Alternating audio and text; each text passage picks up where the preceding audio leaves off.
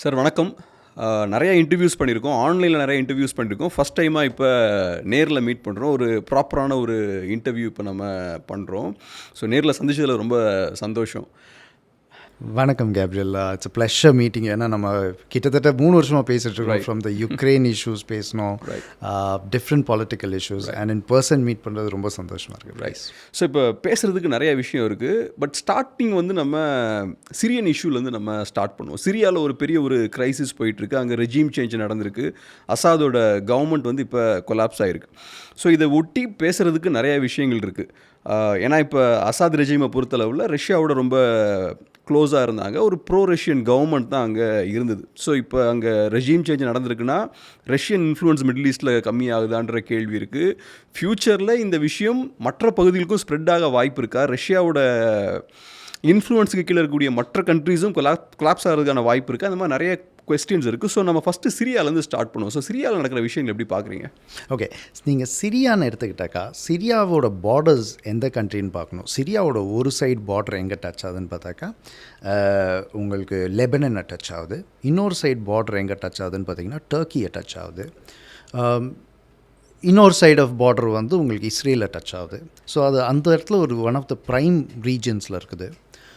அது இல்லாமல் பார்த்தீங்கன்னாக்கா ஃபவுண்டிங் கண்ட்ரீஸ், அந்த மிடில் ஈஸ்டோட ஃபவுண்டிங் கண்ட்ரீஸில் one of the founding countries Syria. அப்போ ஆனால் என்னாச்சு, நீங்கள் ஹோல் மிடில் ஈஸ்ட் ரீஜன்ஸில் எல்லா கண்ட்ரீஸும் எடுத்துக்கிட்டிங்கனாக்கா dictatorship is one of the dictators have constantly been there. நீங்கள் அந்த மிடில் ஈஸ்ட் அண்ட் ஆஃப்ரிக்கா, நீங்கள் உகாண்டா எடுத்துக்கிட்டால் இடி ஆமின், ஈராக் எடுத்துக்கிட்டால் Saddam Hussein was there, Iran எடுத்துக்கிட்டால் 70ஸ்க்கு அப்புறம் அயத்தொல்லாஸ் கேம் இன்டு. அதே மாதிரி சிரியாவில் பார்த்தீங்கன்னாக்கா பஷர் வாஸ் தேர். அவங்களோட அந்த ஃபேமிலியே பார்த்தீங்கன்னாக்கா கிட்டத்தட்ட he was there in power for nearly for 30 years they were in power. இப்போ என்ன ஆகுதுனாக்கா உங்களுக்கு அரப் ஸ்ப்ரிங் வந்தது. அப்போ ஆட்டோமேட்டிக்லி பார்த்தீங்கன்னாக்கா ஒரு அப்ரைசிங் வருது. அந்த அப்ரைசிங் வந்தோன்னே நிறைய டிக்டேட்டர்ஸை வந்து they threw out of power. Morocco, Algeria, இந்த எல்லா கண்ட்ரீஸ்லேயும் பார்த்தீங்கன்னாக்கா இந்த dictators were slightly shake hand.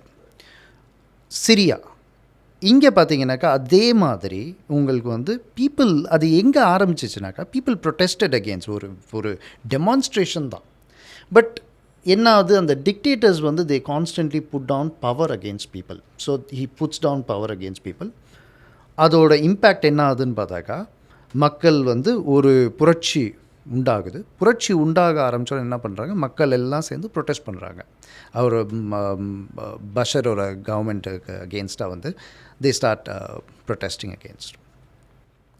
And once இந்த ப்ரொட்டஸ்ட் ஆரம்பித்ததுக்கு அப்புறமேலே ஆட்டோமேட்டிக்லி வந்து என்ன ஆகுது, he starts using the arms and weapons and military use பண்ணி மக்களை அட்டாக் பண்ண ஆரம்பிக்கிறாரு. ஸோ என்ன ஆகிடுது, இப்போது ஒரு சைடில் வந்து அவரோட அந்த டிக்டேட்டர்ஷிப்போட ஒரு கொஸ்டின் மார்க் வந்தோன்னே he started being aided by Russia வந்து வெப்பன்ஸ் அவங்களுக்கு வந்து சப்ளை பண்ணி மக்கள் மேலே தாக்குறாங்க. அப்போ இன்னொரு சைடில் ஒரு புரட்சி படை வந்து உண்டாகும்போது அவங்களுக்கு வந்து யூஎஸ் வந்து தே ஸ்டார்ட் சப்ளையிங் வெப்பன்ஸ். இப்போ ஆல்மோஸ்ட் நீங்கள் எல்லா கண்ட்ரீஸும் எடுத்துக்கிட்டிங்கன்னா இது ஒரு ப்ராக்ஸி வார் மாதிரி ஆகிடுது. மிடில் ஈஸ்ட்டில் ரஷ்யாவோட ஒரு சைடு இருக்குது, இன்னொரு சைடில் வந்து யூஎஸோட ஒரு சைடு இருக்குது. இப்போ இந்த மாதிரி ஆனதுக்கப்புறம் மக்கள் எங்கே போவாங்க? ஃபஸ்ட்டு இப்போ மக்களை வந்து தாக்க ஆரம்பிச்சோன்னா புஷ் மைக்ரேஷன் வருது. புஷ் மைக்ரேஷன்னா இன்றைக்கி எனக்கு நான் நல்லா வாழ்ந்தேன், சடனாக எனக்கு வந்து வாழ்வாதாரம் எல்லாம் போயிடுச்சு. அப்போது நல்லா வாழ்ந்துட்டு நான் எல்லாமே போனதுக்கப்புறமே ஐ நீட் சம்திங். அப்போ நான் எங்கே போவேன்? ஃபஸ்ட்டு நான் லெபனனுக்கு போவேன். இந்த சைட் பார்டரில் உள்ள லெபனனுக்கு போகிறேன். லெபனன் ஏற்கனவே வந்து அந்த பாலஸ்டைன் அண்ட் அந்த இஷ்யூஸ் ஒன்று இருக்குது. அங்கேருந்து அந்த இன்னொரு பார்டர்லேருந்து வராங்க. அது இல்லாமல் நீங்கள் லெபனன் உள்ளேயும் பார்த்தீங்கன்னாக்கா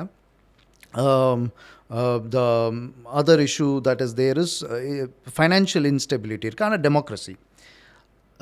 இன்னொரு சைடு இஸ்ரேல் வந்து பார்டர் க்ளோஸ் பண்ணிட்டாங்க. இன்னொரு சைடு டர்க்கியில் வந்து they started migrating inside. But Turkey is not economically ரொம்ப பவர்ஃபுல் கண்ட்ரி கிடையாது. இட்ஸ் அ கண்ட்ரி அந்த இடத்துல அந்த ரீஜனில் இட் இஸ் ஸ்ட்ராங்காக. பட் ஆனால் டர்க்கி உள்ளேயும் பார்த்திங்கன்னா ஆப்கானோட மைக்ரன்ஸ் வராங்க, சிரியன் மைக்ரன்ஸ் வராங்க. அதே இஷ்யூ தான் இப்போ தமிழ்நாட்டில் இருக்கிற மாதிரி வெளி ஆளுங்க உள்ளே வந்ததுக்கு அப்புறமேல் ஆட்டோமேட்டிக்லி அந்த ஒரு ஷாவனிசம் வருது, வெளி ஆளுங்க உள்ளே வரக்கூடாதுன்னு Syrians are again treated down badly. இப்போ வேறு எந்த இடத்துக்கு போவாங்க அப்படின்னு பார்த்தீங்கன்னாக்கா Europe. Because Europe is traditionally been very close to the Middle East. எப்படி வந்து பிரிட்டன் அண்ட் இந்தியா வந்து க்ளோஸோ சின்ஸ் கல்ச்சுரல் அண்ட் வார்ஸ் அந்த பீரியட்லேருந்து, அதே மாதிரி யூரோப் அண்ட் மிடில் ஈஸ்ட் வந்து ரொம்ப close. Language and their ruling and every thing which is there. So இப்போ ஃபஸ்ட்டு எங்கே போகிறாங்க? யூரோப்புக்கு போகிறாங்க. இப்போ என்னாவது, எந்த அளவுக்கு க்ரைசிஸ் இன்க்ரீஸ் ஆகுதோ migration starts to come in to Europe. Once migration வர ஆரம்பித்தோன்னே உங்களுக்கு வந்து இப்போ வந்து பீப்புள் ஸ்டார்டட் எமிக்ரேட்டிங் அவுட். நிறையா சிரியன்ஸ் உள்ளே வர ஆரம்பிக்கிறாங்க. 2015 Angela Merkel who was the German chancellor, அவங்க என்ன சொல்கிறாங்கனாக்கா, let migrants come inside, நாங்கள் வந்து Syrians வந்தாங்கனாக்கா we welcome them down அப்படின்னு சொல்லி தே வெல்கம் டவுன். பட் அவங்க என்ன கால்குலேட் பண்ணலனாக்கா, வரவங்க எல்லாம் வந்து வேறு வேறு கண்ட்ரீஸ்க்கு போகட்டும் அப்படின்னு அவங்க வந்து நினச்சாங்க. யூரோப் பெரிய கண்ட்ரி, நம்மளோட பாப்புலேஷன் கம்மியாக இருக்குது, நம்ம ஈஸியாக வந்து இன்டெகிரேட் ஆகலாம், ஏன்னா மிடில் ஈஸ்ட்டும் நம்மளும் என்றைக்குமே ஒரு க்ளோஸாக இருந்திருக்கிறோம், இது ஒரு கைண்ட் ஜெஸ்டர், ஏன்னா we need to support people who have lost every திங்ன்றது அந்த இதில் கூப்பிட்டாங்க. ஒரு சில இது திங்ஸ் வேர் இட் ஃபெயில்டுனாக்கா 2015 2016 பார்த்தீங்கன்னாக்கா நிறைய அந்த நியூ இயர் அப்போல்லாம் நிறைய ரயட்ஸ் அதெல்லாம் வர ஆரம்பிக்குது. ஏன்னா ரயட்ஸ்க்கு டிஃப்ரெண்ட் ரீசன் இருக்குது. இப்போ வந்து ஒரு சொசைட்டியில் ஒருத்தர்கிட்ட எல்லாம் இருக்குது, இன்னொருத்தர்கிட்ட ஒன்றுமே இல்லைன்னா automatically I need something and I see that உங்ககிட்ட கார் இருக்குது, உங்ககிட்ட எல்லாமே இருக்குன்னா ஆட்டோமேட்டிக்லி அந்த இடத்துல ஒரு protest and every thing start coming இன்.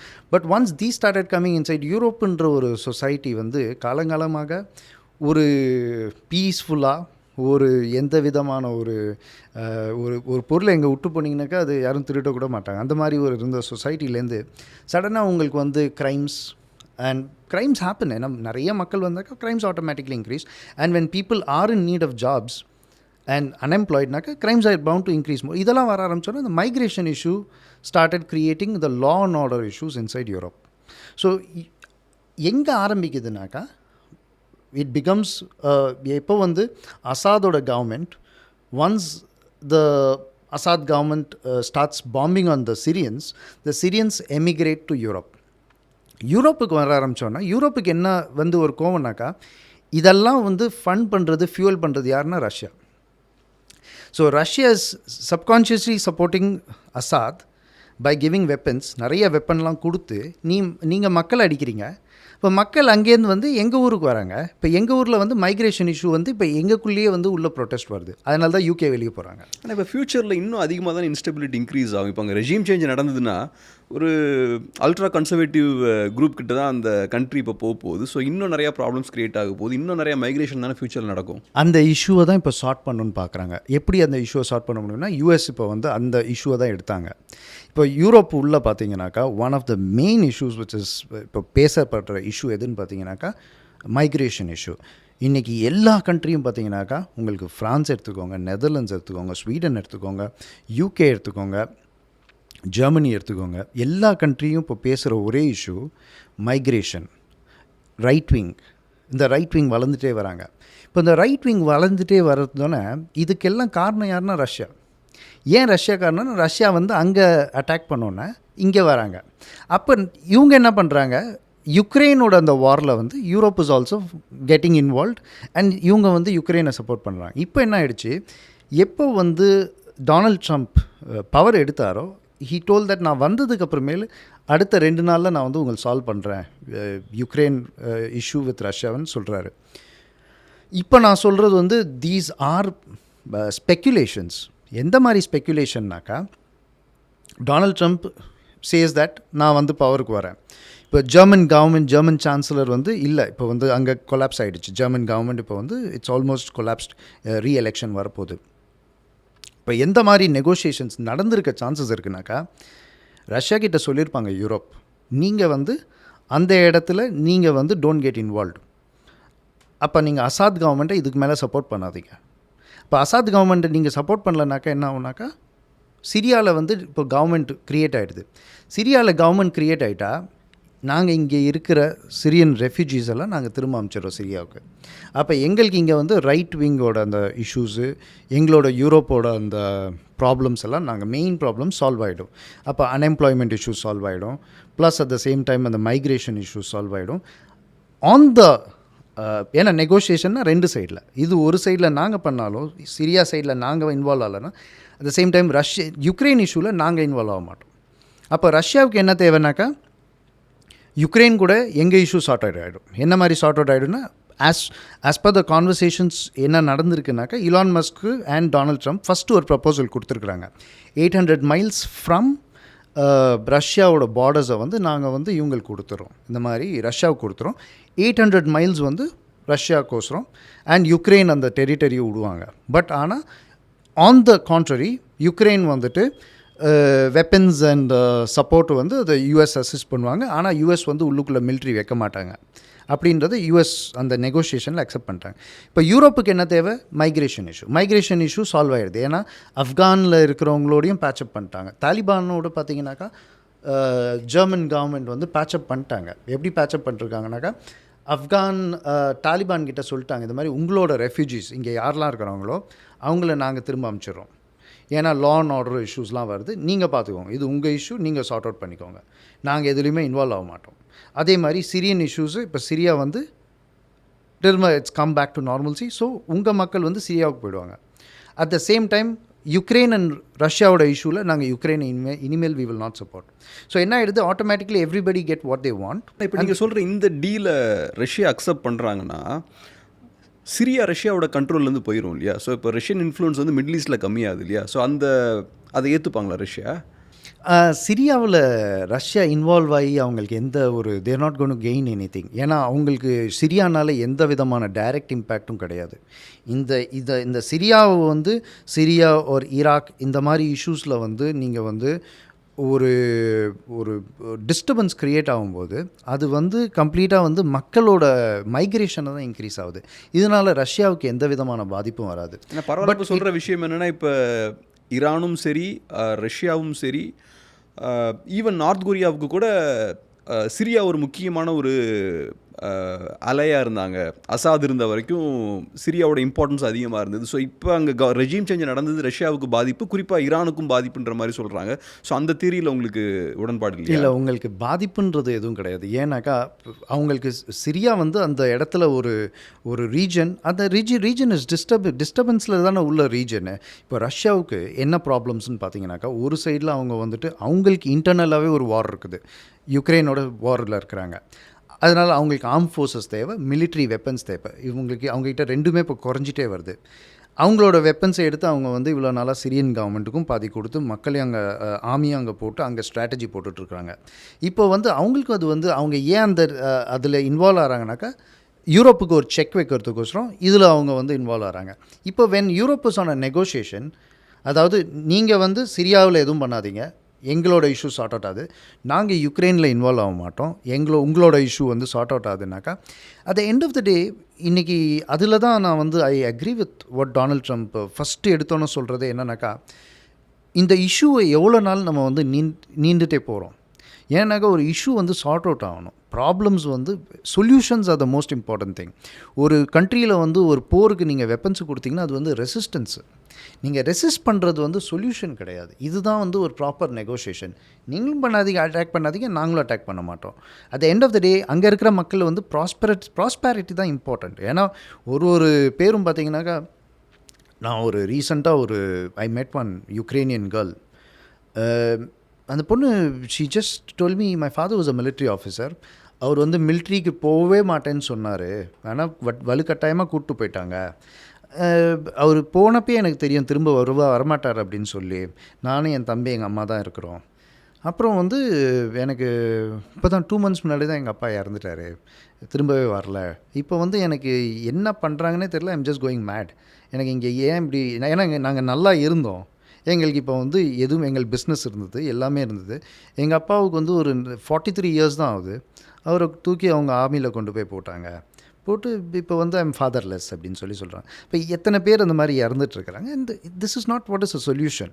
இப்போ நீங்கள் சொன்ன இந்த அண்டர்ஸ்டாண்டிங் இருக்கு இல்லையா, இதனால் ரஷ்யாவுக்கு லாபம் இருக்குது, யூஎஸ்க்கு லாபம் இருக்குது, யூரோப்பில் இருக்கக்கூடிய மற்ற கண்ட்ரீஸ்க்குலாம் லாபம் இருக்குது. ஏன்னா அந்த போர் முடிவுக்கு வந்தால் எல்லாருமே கொஞ்சம் ரிலாக்ஸ்டாக இருக்கலாம், எல்லாருக்கும் நல்லது தான். பட் இதை யுக்ரைன் ஏற்றுப்பாங்களான்ற ஒரு கேள்வி இருக்குது. ஏன்னா யுக்ரைன் இதில் நிறைய இழக்க போகிறாங்க. ஒன்று அவங்களோட டெரிட்டரிஸை இழக்க போகிறாங்க, ரெண்டாவது ரஷ்யாவுக்கு எதிராக அவங்க 3 years சண்டை போட்டிருக்காங்க. ஆயிரக்கணக்கான மக்கள் இறந்துருக்காங்க, யுக்ரைனியன்ஸ் உயிரிழந்திருக்காங்க. ஸோ இவ்வளவு சண்டை போட்டதுக்கப்புறம் நம்ம டெரிட்டரிஸ் எல்லாம் திருப்பி நம்ம ரஷ்யாட்டே கொடுக்குறோம் அப்படின்னா எதுக்காக நம்ம இவ்வளவு தியாகங்கள் பண்ணோம் அப்படின்ற ஒரு கேள்வியும் வருது. ஸோ எண்ட் ஆஃப் த டே ரொம்ப இழக்க போகிறது யாருன்னு பார்த்தோம்னா யுக்ரைன் தான். ஸோ அவங்க இதை எப்படி பார்ப்பாங்க? ஆமாம், இது வந்து நீங்கள் இந்த 3 வருஷத்தில் இழந்தவங்க அப்படின்னு யாருன்னு பார்த்தீங்கன்னாக்கா ரஷ்யா, யுக்ரைன், யூரோப். என்னத்தை இழந்தாங்கன்னு பார்த்தீங்கன்னாக்கா ரஷ்யாவோட பொருளாதாரம் பணத்தெல்லாம் கொண்டு போய் கொட்டினாங்க வாரில். ரெண்டாவது என்னத்தை இழந்தாங்கன்னா ரஷ்யன் யங் சில்ட்ரன் அவங்களும் வந்து போய் சண்டை போட்டாங்க. யங் சில்ட்ரன்னா நான் சொல்கிறது இந்த 18, 19 அவங்க 18 years old which is there, அவங்களும் இறந்தாங்க. ரெண்டாவது யுக்ரைனில் யார் இறந்தாங்கன்னு பார்த்தீங்கன்னாக்கா யுக்ரைனில் வந்து சின்ன பசங்களை கூட வாரில் போட்டாங்க. ஏன்னா அங்கே பாப்புலேஷன் இல்லை அப்படின்னு சொல்லிட்டு அவங்க வந்து இருந்தவங்க மக்கள் எல்லா ஃபுல் விதமான டெஸ்ட்ரக்ஷன்ஸ்லாம் ஆகிடுச்சு. யூரோப் இருந்த பணத்தெல்லாம் கொண்டு போய் அங்கே கொட்டினாங்க, இருந்த வெப்பன்ஸ் எல்லாம் அங்கே கொண்டு போய் கொட்டினாங்க. அது இல்லாமல் இப்போ பார்த்தீங்கன்னாக்கா ஒரு நியூக்ளியர் வார்ஃபேர் வந்ததுனாக்கா என்ன ஆகும் அப்படின்னு சொல்லி இன்றைக்கி ஃபின்லாண்ட், ஸ்வீடன், ஜெர்மனி இந்த 3 கண்ட்ரிலையும் பார்த்திங்கனாக்கா நியூக்ளியர் வார்ஃபேருக்கு ப்ரிப்பேர் பண்ணி புக்ஸ் எல்லாம் கொடுத்துட்டு வராங்க. இந்த மாதிரி ஒரு வார்னு வந்தால் நீங்கள் என்ன பண்ணணும் ஃபஸ்ட்டு இது அப்படின்னு சொல்லி ஆப்ஸ் எல்லாம் க்ரியேட் பண்ணிட்டுருக்குறாங்க. ஸோ இந்த அளவுக்கு ஒரு த்ரெட்டு, இந்த அளவுக்கு ஒரு ஃபியர் வந்திருக்குனாக்கா இழந்தவங்க இவங்க 3 பேருமே. ஆனால் இழந்தவங்க 3 வருஷம் இழந்துட்டாங்க, அவ்வளோதான். அதை நம்ம க்ளோஸ் பண்ணிட்டு இனிமேல் இழக்கக்கூடாதுன்னு தான் போகணும். சண்டை போட்டதில் யூஸ் இல்லைன்னு நினைக்கிறீங்க? சண்டை போடுறது ஏன் யூஸ் இல்லைன்னா நான் ஒருத்தர்கிட்ட கேட்டதே அதுதான். ஐ மெட் ஒரு சேரிட்டி ரைஸ் பண்ணுற ஒரு Ukrainian lady. She was raising இந்த மாதிரி நாங்கள் அந்த ப்ரப்பகண்டா பண்ணி நாங்கள் சேரிட்டி எங்கள் யுக்ரைனியன் மக்களுக்கு நான் வந்து கொடுப்பேன் அப்படின்னு சொல்லி சொன்னாங்க. நான் சொன்னேன் யூ பீப்புள் ஆர் ஃபூலிஷ் அப்படின்னு சொன்னேன். ஏன் பீப்புள் ஆர் ஃபூலிஷ் அப்படின்னு சொல்கிறேன்னாக்கா உங்களுக்கு அந்த லேண்டுன்றது உங்களுக்கு இம்பார்ட்டண்ட்டு. உங்கள் ஹஸ்பண்ட்ஸ்லாம் இறந்து போயிட்டுருக்குறாங்க, உங்கள் குழந்தைங்களாம் பாம்பு போட்டு இறந்துட்டுருக்காங்க, உங்களுக்கு அது இம்பார்ட்டன்ட் கிடையாது. So land is more important then humans. நாளைக்கு வந்து நீங்களே அங்கே இருக்க மாட்டீங்க, லேண்டு தான் அங்கே இருக்கும் அப்படின்னு சொல்லி சொன்னேன். ஏன்னாக்கா இப்போ யுக்ரைன் இதை நிறுத்தணும் அப்படின்னாக்கா இவ்வளோ மைல்ஸை வந்து இது இழக்கிறாங்க. ஆனால் அது போர் வந்து நிற்கிது. இதுக்கு முன்னாடி கோர்பச்சோவோட சைன் போட்டது என்னன்னாக்கா நாங்கள் வந்து என்றைக்குமே இந்தந்த ரீஜன்ஸை கொடுக்க மாட்டோம்னு தான் சொன்னாங்க ரஷ்யாவுக்கு. ரஷ்யா வந்து they agreed upon, the West agreed upon that இந்த ரீஜன்ஸ் எல்லாம் நாங்கள் கொடுக்க மாட்டோம் அப்படின்னு சொல்லி. ஆனால் பாஸ்ட் இஸ் பாஸ்ட். ஏன்னா இப்போ இருக்கிற வேர்ல்டில் பார்த்தீங்கன்னாக்கா எல்லாருக்கும் வந்து we are moving towards the world of globalisation. இந்த world of globalisation progressed globalisation. எந்த மாதிரி ப்ராக்ரஸ் குளோபலைசேஷன்னா இன்றைக்கி நான் பார்க்குற எந்த சைடில் இருக்கிற ஒருத்தரை பார்த்தாலும் சரி, இது நீங்கள் ஈஸ்டாக இருக்கட்டும், இந்தியாவாக இருக்கட்டும், சைனாவாக இருக்கட்டும், ஆஃப்ரிக்காவாக இருக்கட்டும், நம்ம எல்லோரும் பார்த்திங்கனாக்கா வேறு மதங்கள், வேறு கல்ச்சரு, ஆனால் எல்லாருமே யுனைட் ஆகிறது இதில் பார்த்திங்கன்னா ஆப்பிள் ஃபோன். எல்லார் கையிலையும் ஒரு ஆப்பிள் ஃபோன் இருக்குது. எல்லார் கையிலையும் பார்த்திங்கனாக்கா ஒரு விதமான OnePlus இல்லை ஏதோ ஒரு ஃபோன் இருக்குது. ஸோ இப்போ இருக்கிற ஒரு ஜென்ரேஷனில் எப்படி இருக்கிறோன்னாக்கா நமக்கெல்லாம் வந்து நல்ல ஒரு வாழ்க்கை வாழணும், ப்ராக்ரெசிவாக இருக்கணும், நிறைய வந்து போர்லாம் போடக்கூடாது அப்படின்றது நம்ம அதை தெரிஞ்சு அந்த மாதிரி வாழ்கிறோம்.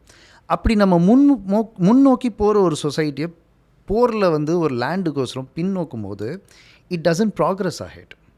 ஸோ இப்போ ஒரு ப்ராக்ரஸ் இல்லாமல் ஒரு ப்ராக்ரெசிவாக போகணும் வித் சொல்யூஷன் அப்படின்னாக்கா இழக்க வேண்டியது is just a piece of land for the future of people. ஆனால் அப்படி நம்ம சொல்ல முடியுமான்னு தெரில. ஏன்னா இப்போ அரௌண்ட் 20% லேண்டை வந்து இழக்க போகிறாங்க யுக்ரைன். இப்போ நீங்கள் சொன்ன அந்த ப்ரொப்போசல்லாம் கரெக்டாக ஒர்க் ஆச்சுன்னா 20% லேண்டை வந்து யுக்ரைனியன்ஸ் வந்து இழக்க வேண்டியது இருக்கும். லேண்டுன்றது ஒரு கண்ட்ரிக்கு முக்கியமான ஒரு ரீசோர்ஸ். ஸோ இப்போ லேண்ட்லேருந்து தான் பணம் வரும், அதை வச்சு தான் ஒரு கண்ட்ரி வந்து பவர்ஃபுல்லாக இருக்கும். ஸோ இப்போ உங்களோட 20% லேண்டை ஒருத்தன் தூக்கிட்டான்னா 20% நீங்கள் வீக் ஆக போகிறீங்க, 20% உங்களோட எக்கானமி வந்து வீக் ஆக போகுது. ஸோ நேற்று இருந்ததை விட இன்றைக்கி நீங்கள் வீக்காக இருக்க போகிறீங்க. அப்போ நாளைக்கு இன்னொரு த்ரெட் வரும்போது அந்த த்ரெட்டை ஃபேஸ் பண்ணுறதுக்கு இன்னும் ரொம்ப வீக்காக இருப்பீங்க நீங்கள். ஸோ நீங்கள் டே பை டே வீக் ஆகிட்டே போவீங்கல்ல. ஸோ அதை அலோவ் பண்ண முடியுமா? எங்கள் அப்பா ட்ரேட் யூனியனில் இருக்கிறாங்க. ட்ரேட் யூனியன்ஸ் நெகோஷியேஷனில் என்ன பண்ணுவோம்னாக்கா கலெக்டிவ் பார்கெனிங்னு சொல்லுவோம்.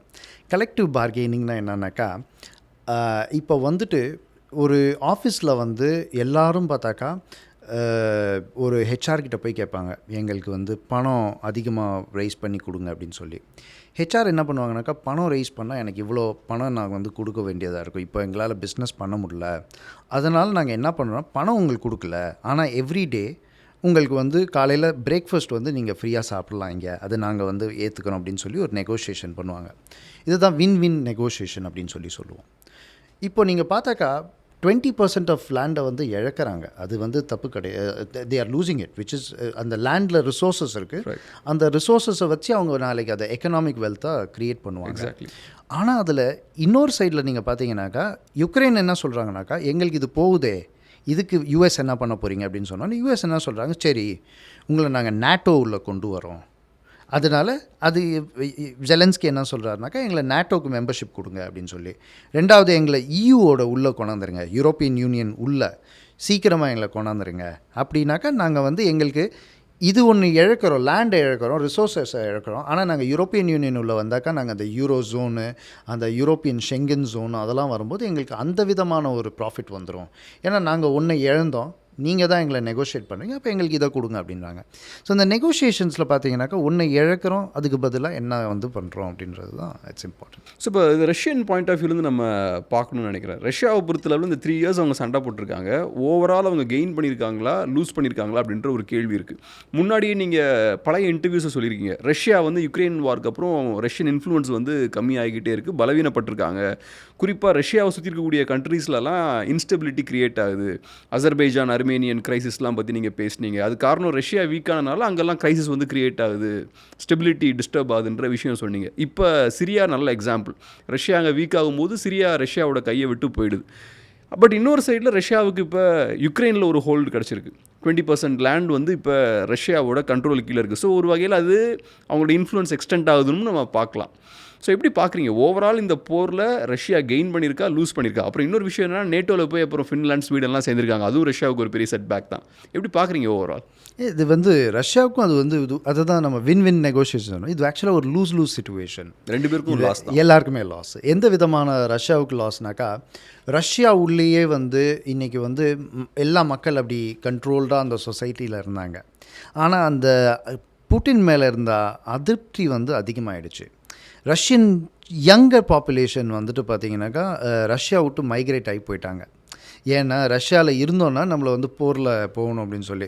என்னோடய ஸ்டூடெண்ட்டு ஒரு பையன் வந்து ரஷ்யாவிலேருந்து வந்த ஒரு ஸ்டூடெண்ட் என்ன சொல்கிறாப்புலனாக்கா, சார் நான் எப்படியாவது இந்த எக்ஸாம் பாஸ் பண்ணணும், நான் ஃபெயில் ஆகிட்டேனாக்கா என்னை திரும்ப ரஷ்யாவுக்கு அனுப்பிச்சிடுவாங்க, ரஷ்யாவுக்கு போயிட்டாக்கா நான் திரும்ப வந்து மிலிட்ரியில் போகணும் அப்படின்னு சொல்கிறாப்புல. ஸோ அந்த மாதிரி ஏன் அந்த சிச்சுவேஷன் வருதுனாக்கா, இப்போ எனக்கு if I am an Indian citizen, எனக்கு இப்போ நான் இந்தியாவுள்ள எனக்கு வரும்போது I feel proud about it. ஆனால் இப்போ ரஷ்யன் ஸ்டூடெண்ட்ஸ் எல்லாம், ரஷ்யன் ஃப்யூச்சர் ஜென்ரேஷன்ஸ் எல்லாம் ரஷ்யா விட்டு போகிறாங்கனாக்கா அது வந்து ரஷ்யாவுக்கு ஒரு இழப்பு. ரெண்டாவது எக்கனாமிக்கலி இழப்பு. இத்தனை வருஷம் 3 வருஷமாக இருந்த எல்லா வெப்பன்ஸ் அண்ட் பண்ணி அதை அவங்க சேல்ஸ் பண்ணலை மற்ற கண்ட்ரிக்கு. அதை வந்து அவங்க வந்து டெஸ்ட்ராய் பண்ணியிருக்கிறாங்க. 3வது என்ன ஆகிடுச்சு, நிறைய வெஸ்டர்ன் இன்வெஸ்டர்ஸ் உள்ளுக்குள்ளே போட்ட அந்த பணம்லாம் இப்போ வந்து நிறைய கம்பெனிஸ் மூடிட்டு வெளியே போயிட்டாங்க. மெக்டானல்ட்ஸு, H&M இவங்கெல்லாம் மூடிட்டு ரஷ்யா விட்டு வெளியே போயிட்டாங்க. அப்போ அது ஒரு 3வது இழப்பு. 4வது பார்த்திங்கனாக்கா ஆப்வியஸ்லி அந்த பவர்ன்றது இட்ஸ் வெரி இம்பார்ட்டண்ட். இன்றைக்கி சைனா அதை எடுத்துட்டாங்க. அந்த சைனாவோட இதை தான் சொல்கிறேன். நம்ம வந்து அந்த collapse of the Soviet Union, அந்த சோவியத் யூனியனோட கொலாப்ஸை வந்து ரொம்ப அருமையாக கற்றுக்கிட்டு படித்தது வந்து சைனீஸ் தான். எப்படி வந்து ஒரு சோவியத் யூனியன் கொலாப்ஸ் ஆனதுக்கப்புறமேல் அதை வெஸ்ட் எப்படி நல்லா அட்வான்டேஜாக யூஸ் பண்ணிக்கிட்டாங்கன்றதை பார்த்துட்டு சைனா என்ன பண்ணிட்டாங்கனாக்கா, நம்மளோட நெய்பர்ஸை வந்து ஃப்ரெண்ட்லியாக வைக்கணும் அப்படின்னு சொல்லிட்டு இப்போ பாருங்களேன், இந்தியாவை ஏலியனேட் பண்ணிட்டாங்க கம்ப்ளீட்டாக ஏஷியாவில். சைனா என்ன பண்ணிட்டாங்கனாக்கா, இருக்கிற எல்லா நெய்பர்ஸையும் ஃப்ரெண்ட்லியாக வச்சுக்கிட்டாங்க. ஆனால் சோவியத் யூனியனில் என்ன ஆயிடுச்சுன்னா, அவங்களோட நெய்பர்ஸ் சேட்டலைட் கண்ட்ரீஸ் எல்லோரும் வந்து ரஷ்யா மேலே ஆங்கிரியாக கோவப்பட்டாங்க. ஏன்னாக்கா எங்களுக்கு எதுவுமே பணம் கொடுக்கல நீங்கள், போலண்ட், புல்கேரியா, லித்துவேனியா, லாட்வியா, இவங்க எல்லாம் பார்த்திங்கனாக்கா அசர்பைஜான், அந்த காக்கசன் ரீஜன், அவங்க எல்லாம் என்ன சொன்னாங்கனாக்கா, நீங்கள் எங்களுக்கு எதுவுமே பணம் கொடுக்கல, எங்களை எதுவுமே சப்போர்ட் பண்ணல, ஏழை தான் உங்கள் கூட இருந்து ஏழ்மையை தான் நாங்கள் கண்டோம், அதனால் எல்லோரும் வந்து நாங்கள் ரஷ்யா வேணான்னவங்க. ஆனால் அதை சைனா என்ன பண்ணிட்டாங்க, அவங்க நெய்பர்ஸ் எல்லாம் பாருங்கள், south east Asia, Vietnam, Singapore, Malaysia, இவங்க எல்லாருக்கும் பார்த்திங்கனாக்கா ஒரு காம்ப்ரிஹென்சிவ் எக்கனாமிக் பார்ட்னர்ஷிப் அக்ரிமெண்ட்னு போட்டு நீங்கள் எல்லாம் நம்ம எல்லாம் ஒன்றுக்குள்ளே ஒன்று பிஸ்னஸ் பண்ணுவோன்னு சொல்லி பணத்தை கொடுத்து அவங்கள ஃப்ரெண்ட் ஆக்கிட்டாங்க. என்றைக்குமே நான் ஒருத்தருக்கு நிறைய செலவு பண்ணும்போது அவங்கள மேலே டிபெண்ட் ஆக்கிடுறேன். அப்போ எல்லோரும் என்ன பிஸ்னஸ் என்ன நினைப்பாங்கன்னா, இவரை விட்டு போயிட்டாக்க நமக்கு நிறைய பணம் நஷ்டம் ஆகிடுமே அப்படின்னு சொல்லி நினைப்பாங்க. அப்போ என்ன பண்ணுறாங்க, ஒரு சைடில் வந்து சைனா அவங்களெல்லாம் ஃப்ரெண்ட் ஆக்கிட்டாங்க.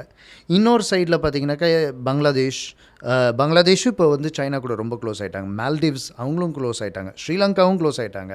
இவங்க எல்லாம் இந்தியாவோட க்ளோஸாக இருந்தவங்க. இந்தியா பணம் கொடுத்து எல்லாரையும் ஃப்ரெண்டாக வச்சுருந்தாங்க. இப்போ இவங்க எல்லாம் இந்தியா விட்டு அந்த சைட் போயிட்டாங்க. இப்போது இதில் சைனா வந்து என்ன பண்ணிட்டாங்க, ஸ்லோலி பவரை வந்து ஃபுல்லாக கண்ட்ரோல் பண்ணி, எந்த சைடு வந்து யூஎஸ் அண்ட் யூரோப் ஒரு சைடு பவர்ஃபுல்லாக இருந்தாங்களோ, ரஷ்யா ஒரு சைடு பவர்ஃபுல்லாக இருந்தாங்களோ, அங்கேருந்து அந்த பவரை கம்ப்ளீட்டாக சைனா வந்து எடுத்துட்டாங்க. இதுதான் வந்து சைனா வந்து they have never fought a war. Obviously இந்தியாவோட அந்த இந்தியா சைனா வார் இருந்தது. பட் அப்பார்ட் ஃப்ரம் தட் வார்ன்றது என்றைக்குமே அவங்க பண்ணல. But they have now control one part of the world. US கூட they fought wars to put the dominance of power. China வந்து dominance of பவரை வந்து எக்கனாமிக்கலி டாமினேட் பண்ணி கம்ப்ளீட்டாக ரஷ்யாவே வந்து அவங்க மேலே டிபெண்ட் ஆக்கிட்டாங்க. இப்போ பார்த்தீங்கன்னாக்கா ரஷ்யா அண்ட் சைனாக்குள்ளேயே பார்த்தா ஒரு ஸ்லைட் ஆஃப் ட்ரேட் வார் மாதிரி வருது.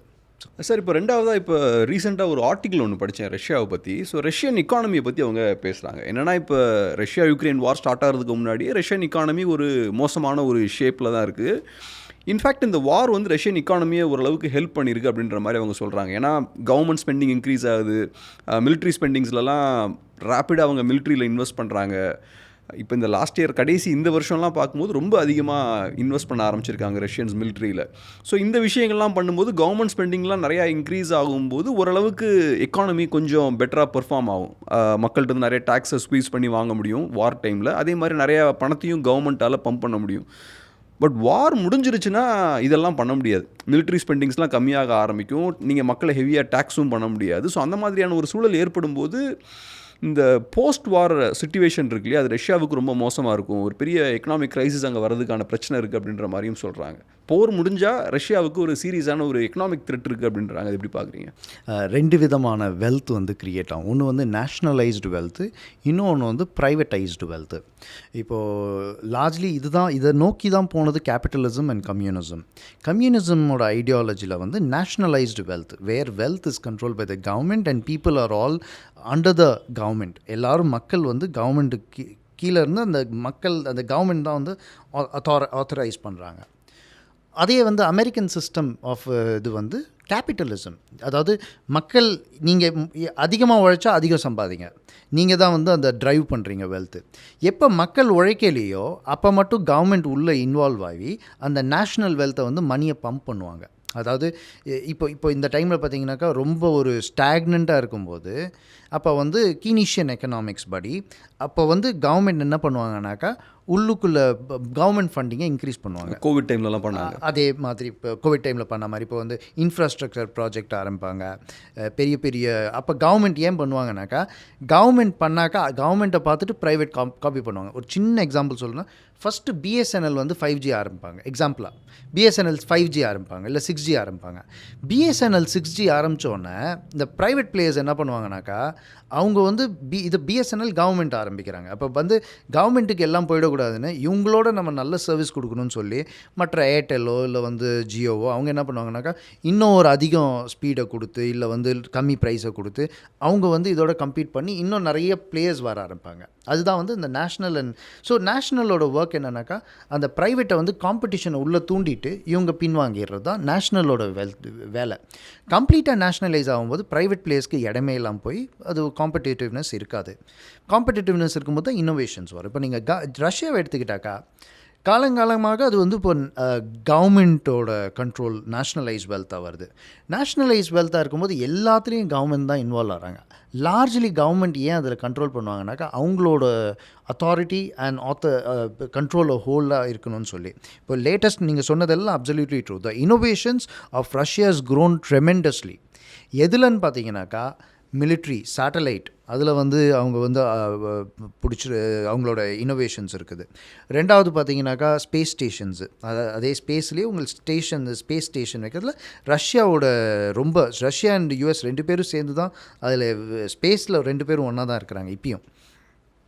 மூணாவது இடம் பார்த்தீங்கன்னாக்கா, இப்போ இன்டர்நெட்டில் வந்து இதான் ஃபஸ்ட்டு டைமு ரஷ்யா ஒரு புது இன்னோவேஷன் பண்ணியிருக்கிறாங்க. எந்த மாதிரி இன்னோவேஷன்னாக்கா, ரஷ்யன் மக்களாலேயே வெளி இன்டர்நெட்டை யூஸ் பண்ண முடியாது. அதாவது நீங்கள் ரஷ்யாவுள்ள இருந்து யூடியூப், ஃபேஸ்புக் இதெல்லாம் பார்க்க முடியாது. ஆனா இது நம்ம benefits- VPN போட்டு பார்க்கலாம். ஒரு டெக்னாலஜி இனோவேஷனோட பர்பஸ் வந்து பெனிஃபிட்ஸ் கொடுக்கணும். இது அதே வந்து தான். பின்னிக்கல தெளிது. இதே தான் நான் சொல்ல வரேன். என்னன்னாக்கா இவங்க என்ன ஒரு கண்டுபிடிச்சிருக்காங்கனாக்கா, இந்த ஒரு சில இடங்கள் பைலட் ப்ராஜெக்ட் பண்ணும்போது இந்த மக்கள் வந்து ஃபேஸ்புக்கு, யூடியூப் இதெல்லாம் பார்த்து அந்த ப்ரொபகண்டாவில் விழக்கூடாது.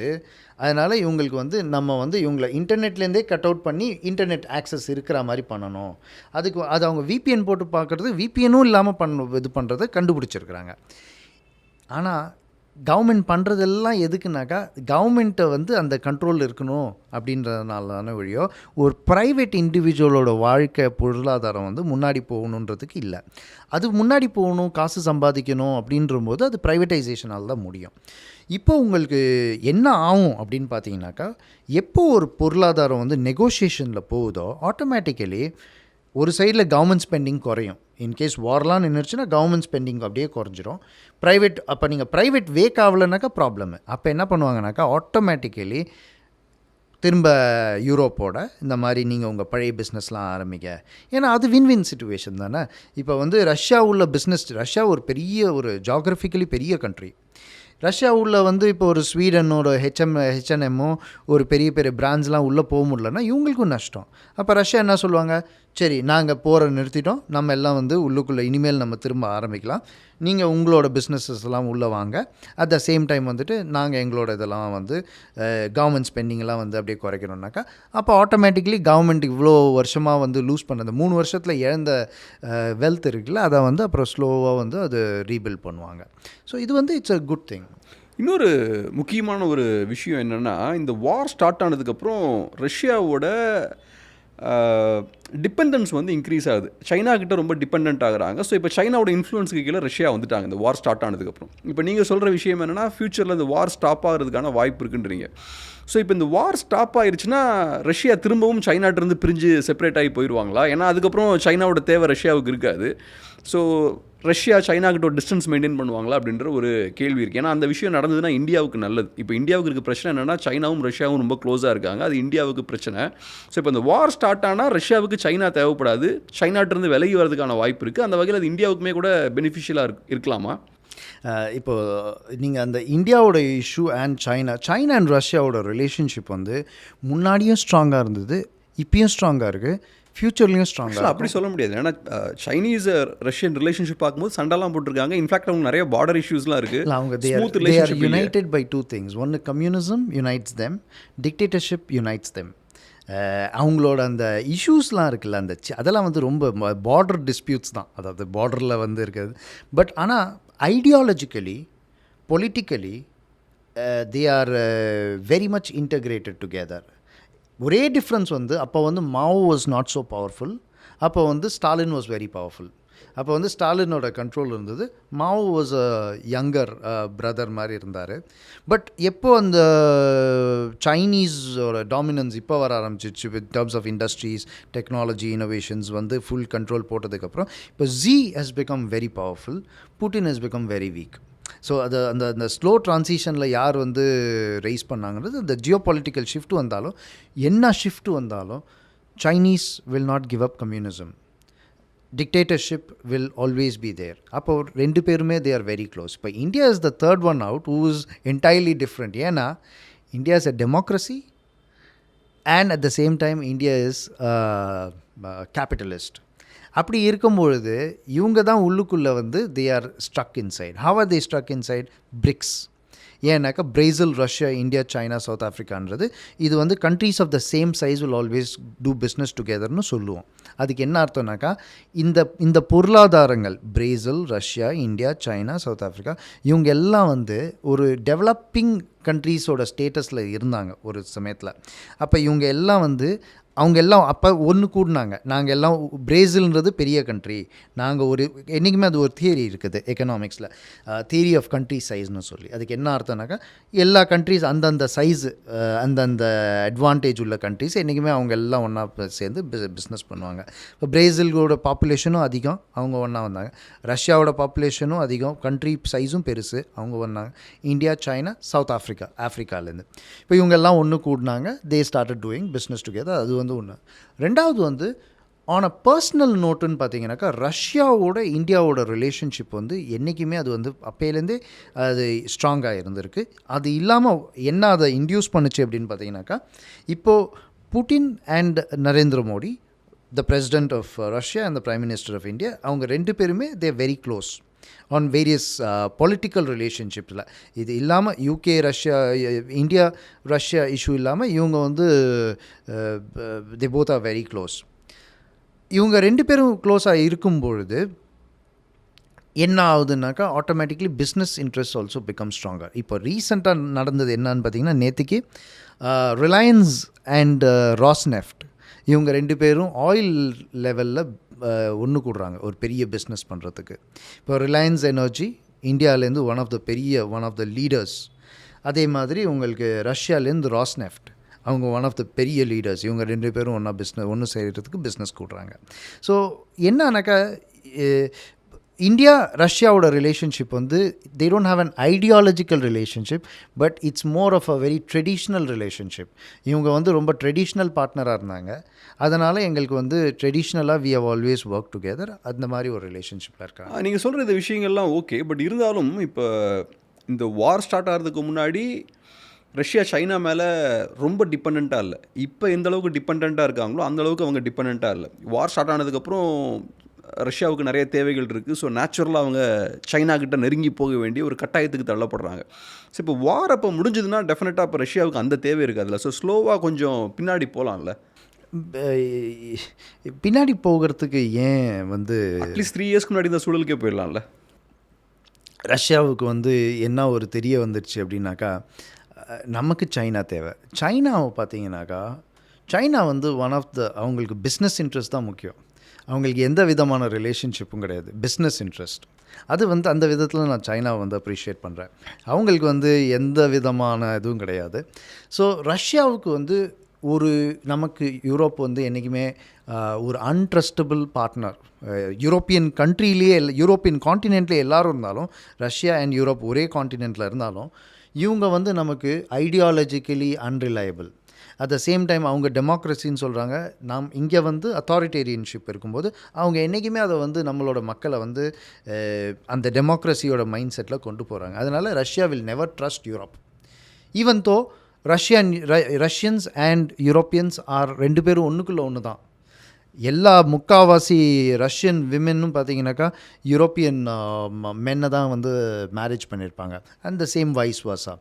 அப்படி இருக்கும்பொழுது இவ்வளோ ஒரு கல்ச்சுரலி இன்டெகிரேட் ஆனாலும் ஐடியாலஜிக்கலி அண்ட் பொலிட்டிக்கலி 2 பேருமே டிஃப்ரெண்ட். அதனால் 2 பேர் டிஸ்ட்ரெஸ். கேள்வி உண்டு. நீங்கள் சொன்னது மாதிரி ரஷ்யன்ஸ் வந்து அவங்களும் ஒயிட்ஸ் எல்லாருமே, அவங்களும் எல்லாமே கிறிஸ்டியன்ஸ் தான். நீங்கள் சொன்ன மாதிரி எல்லாமே ஏறக்குறைய ரேஷியலாகவும் எல்லாம் இன்டர்கனெக்டடாக தான் இருக்காங்க. ஸோ அப்படி இருக்கும்போது ரஷ்யா ஒரு சைடில் இருக்காங்க, ரெஸ்ட் ஆஃப் யூரோப் இன்னொரு சைடில் இருக்காங்க. ட்ரெடிஷ்னலாக இப்படி தான் இருக்காங்க.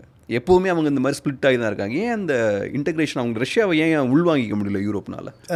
அதாவது நீங்கள் மக்கள் உள்ளே போனீங்கன்னாக்கா, நீங்கள் யூரோப் உள்ளே போனீங்கன்னாக்கா, காமன் லாங்குவேஜஸ் ஸ்போக்கன் அப்படின்னு பார்த்தாக்கா ஜெர்மன் பேசுவாங்க, எங்கே போனாலும் ரஷ்யன் பேசுவாங்க. ஏங்கலா மெர்க்கல் அண்ட் புட்டின் பேசிக்கும்போது ரஷ்யனில் தான் பேசிப்பாங்க. அதே மாதிரி பழைய சான்சலர் ஒலாஃப் ஷால்ஸ் இப்போ தான் ரிசைன் பண்ணுறாரு. அவரும் புட்டினும் பேசிக்கும்போது ஜெர்மனில் தான், புட்டின் வந்து ஜெர்மன் தான் பேசுவார். அப்போ வந்து புட்டின் வந்து ஈஸ்ட் பெர்லினில் தான் வளர்ந்தார். அவரோட அந்த ஆரம்ப ஸ்டேஜஸ் ஆஃப் கேரியரில் வந்து அங்கே தான் வளர்ந்தார். அப்படி எல்லாருமே ஒன்றுக்குள்ளே ஒன்றா தான் இருக்கிறாங்க. இப்போயும் வந்து ரஷ்யன் வந்து ஒரு காமன் லாங்குவேஜ். சில்ட்ரன் நீங்கள் இப்போயும் வந்து லாட்வியா, லித்துவேனியா, புல்கேரியா இந்த கண்ட்ரீஸ்லாம் போனீங்கன்னாக்கா அங்கே எல்லாம் ரஷ்யன் தான் பேசுவாங்க.